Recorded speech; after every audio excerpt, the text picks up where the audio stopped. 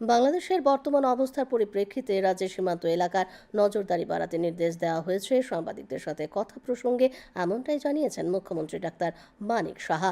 এ বিষয়ে রাজ্য পুলিশের মহানির্দেশকের সাথে কথা হয়েছে বলে তিনি জানিয়েছেন। মুখ্যমন্ত্রী বলেন, বাংলাদেশের বর্তমান পরিস্থিতির দিকে কেন্দ্রীয় সরকারের নজর রয়েছে। তিনি বাংলাদেশের সংখ্যালঘুদের উপর আক্রমণের নিন্দা জানিয়েছেন। It is international problem now. So from our central leadership, they already have communicated and they have given their message. And in the line of the same, we also should say that they should restrain, they should protect the Hindu peoples over there, not Hindu, the minority over there. So we are actually observing, and I have already talked to DG also today. Yesterday he came to me.